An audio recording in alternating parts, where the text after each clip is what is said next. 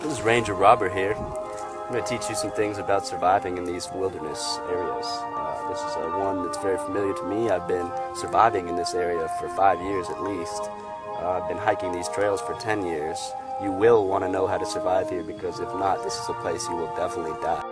But if you learn the land, it can be very hospitable and it can support a very good life. And this mohawk right here, it's not for any other reason but that fuck, I don't even know what the fuck it's about. So get ready to put your thinking cap on and your survival gear. You know, you want a knife, you want a good knife. This'll do. You want a good knife. You want a lighter just in case you gotta stay warm at night. It gets freezing cold. The wind comes zipping through here at like 60 miles per hour, not even exaggerating. I slept out here many times. You wake up with wind beaming you in the face.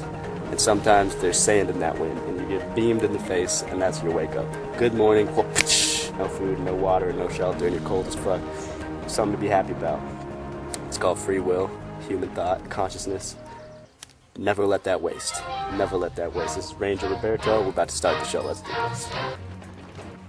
Hey folks, it's Ranger Roger here. Here to teach you about this plant. We get this plant native to the Bay Area. It's a very potent smell, taste, very good, perfect thing to eat for survival. Nothing like the taste of a Bay Area indigenous plant. Really is some good stuff. Yes, if you're surviving and have nothing come across this, you're very fortunate. All three of it. Oh, this isn't it. I wish it was because it would work perfectly. Oh, over here there is. This is a very important survival lesson that we can learn from this. The moss right here, you're going down. You have to be very careful not to slip because just a little grip and it comes right off and it's very slippery. If you're trying to climb, you won't get anywhere. If you're trying to go down, you're just gonna fall. Right here we have some miner's lettuce. Another thing that you would very love to see if you were surviving. That's why this is the perfect area to survive. I think they call it that because miners used to eat it. Like gold miners? I'm not sure. Tastes like salad. Give me more. Mother Nature tastes so good sometimes.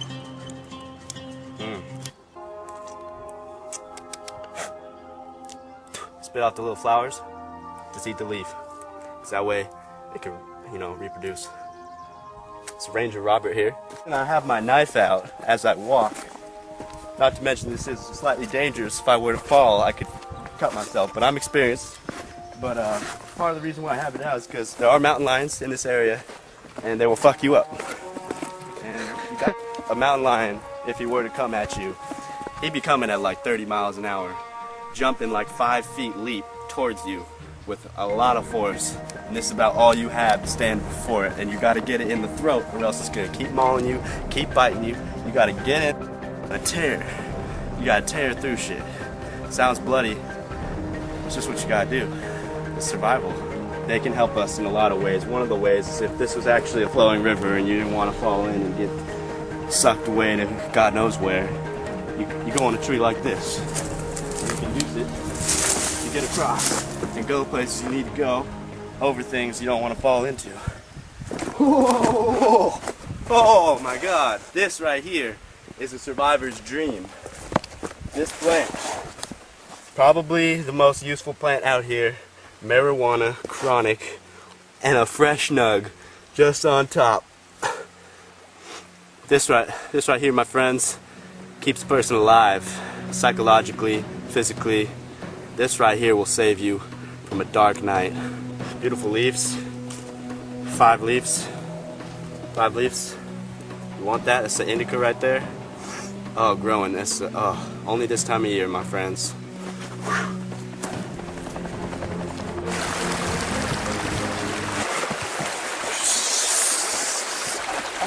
Woo! Hey, right here, river. important lesson. You want to get the water that's... Ooh, that feels good. One sec.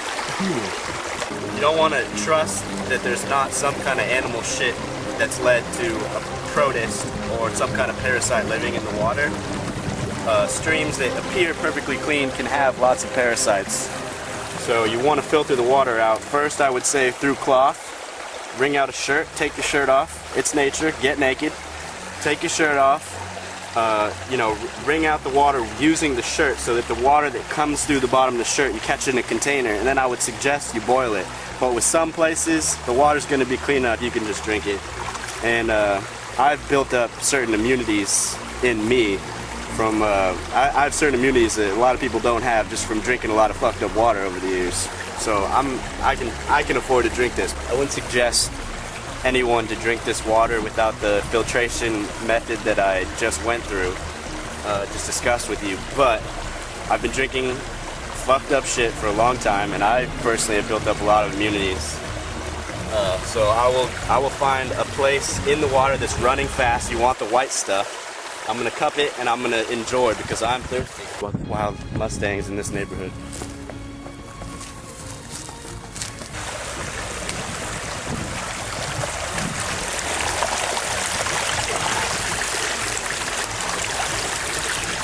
Wild Mustangs in this neighborhood. When you're lost, it's a good thing to get your bearings by going up, finding a ridge, looking out, seeing where the sun is coming from, where the sun is going to, and that'll give you an east-west bearing. You can draw your own north and south lines off of that. Anyone can make a 90-degree angle, right? See that? That's survival. If you have more than one knife, you can afford to throw a knife if an animal is coming at you in attack mode. So this is an example of a knife throw.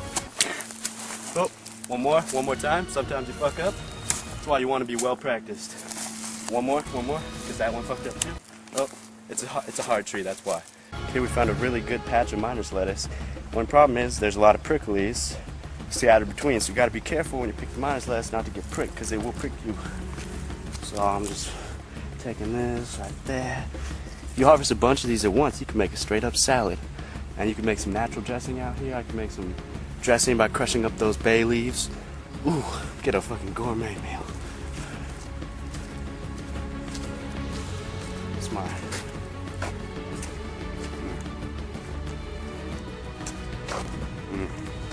Some good stuff, huh? Misconception that coyotes are just super afraid of humans, which they are in certain scenarios.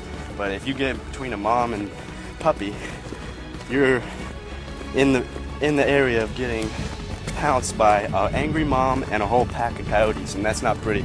They fight like wolves, not like dogs. But the worst animal of all animals, teenage kids. They do this shit. Fuck them. Fuck them. Speaking of coyotes, we actually spotted one. Look this way. See if you can zoom it. It's a really beautiful animal. If you notice the canine's features, it's got light colored hair. It blends in perfectly with this environment in the summertime. So it could be right there and we probably would miss it completely because it just blends in so perfectly. But it can definitely hear us right now. And if we were to make sudden movements in its direction, it would spark its attention immediately, probably run. But its ears are way better than ours.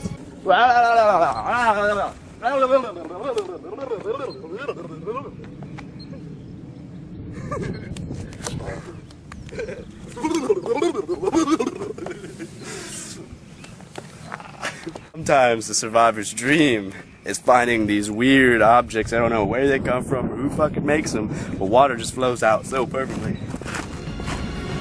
Oh yeah.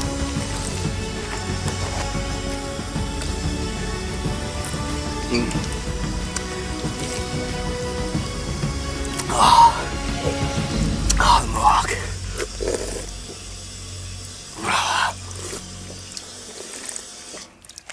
Oh, it's so good. I love those things. The flower right here looks like a sunflower. It's not, but it's still really beautiful. On it, we see a red-backed spider with two big-ass fangs. And I know for a fact if it bit you and you didn't get to the hospital and get the anti-venom fast enough, you would die. Many things out here that will kill you, you will die. Watch out for this stuff. Poison oak right here.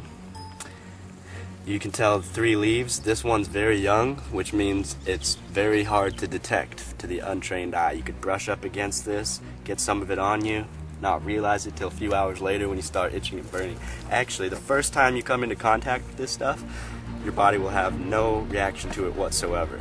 And you know, you could brush up against a ton of it and not even know. But the second time you come up into contact with it, it's your body's immunities that have been built up from your first contact with it that actually give you the symptoms that we know of as the rash. And it's a myth that you can spread the rash by scratching it and then spreading the oils. It's actually not true. The reason that happens is because you get the oils on your clothes and continue to touch different parts of your clothes, different parts of your body, and it spreads like that. It does not spread from scratching it and then scratching other places. Not like that. But we'll fuck you up.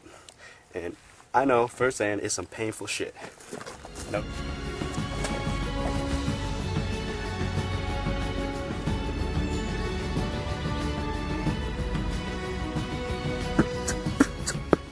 You gotta watch what you say in these days and times. It's a touchy situation, a lot of fear and emotion. September 11th, televised worldwide. Suicide planes dropping like bombs from out the sky. They weren't aiming at us, not in my house. No, they hit the World Trade, the Pentagon, and almost got the White House. Not everyone walking around all patriotic. How we gonna fight to keep freedom when we ain't got it? You wanna stop terrorists? Start with the U.S. imperialists. See, Bin Laden was trained by the CIA. But I guess if you a terrorist for the U.S., then it's okay. They try to make us think we crazy. Yeah, my son, be prepared for the worst as yet to come. We want freedom. Prophecies of ancient wisdom. Niggas be like, fuck the system. I don't wanna be no star.